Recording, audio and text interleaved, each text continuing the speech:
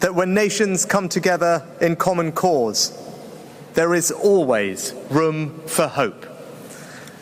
I believe we found room for hope in Glasgow, with one last chance to create a plan that would limit global temperature rises to 1.5 degrees. We made the promises to keep that goal within reach. And the question today is this: can we summon the collective will to deliver them? I believe we can. When we began our COP presidency, just 1/3 of the global economy was signed up to net zero. Today, it is 90%. And for our part, the UK, which was the first major economy in the world to legislate for net zero, will fulfill our ambitious commitment to reduce emissions by at least 68% by 2030. And because there is no solution to climate change without protecting and restoring nature, in Glasgow, more than 140 countries, which are home to over 90% of the world's forests, made a historic promise to halt and reverse forest loss and land degradation by the end of this decade.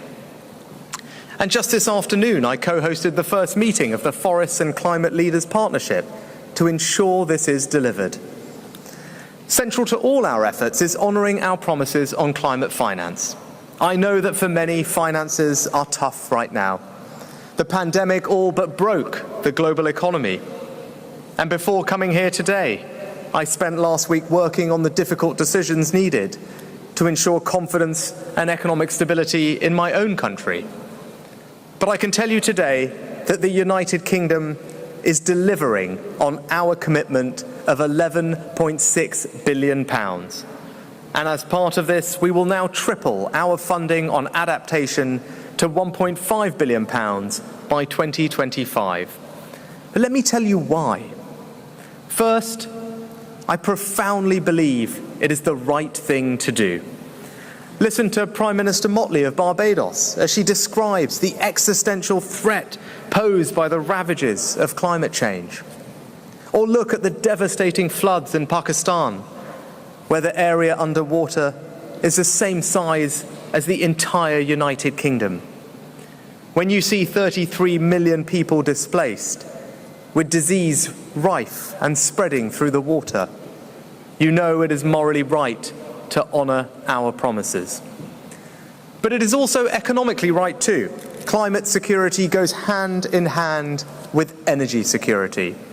Putin's abhorrent war in Ukraine and rising energy prices across the world are not a reason to go slow on climate change.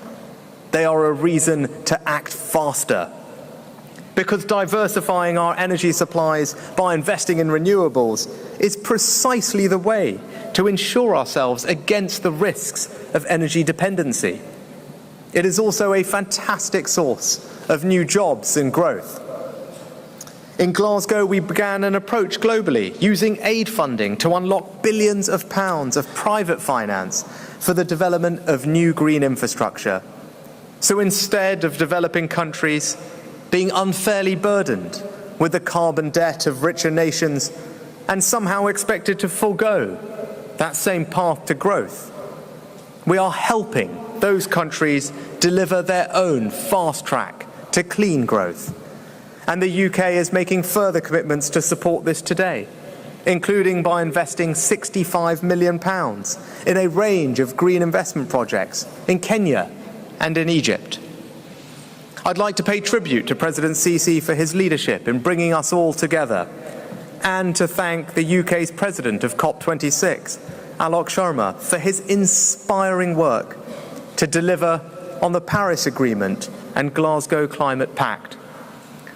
By honouring the promises we made in Glasgow, and by directing public and private finance towards the protection of our planet, we can turn our struggle against climate change into a global mission for new jobs and clean growth. And we can bequeath our children a greener planet and a more prosperous future. That's a legacy we could be proud of. So as we come together once again in common cause today, There really is room for hope.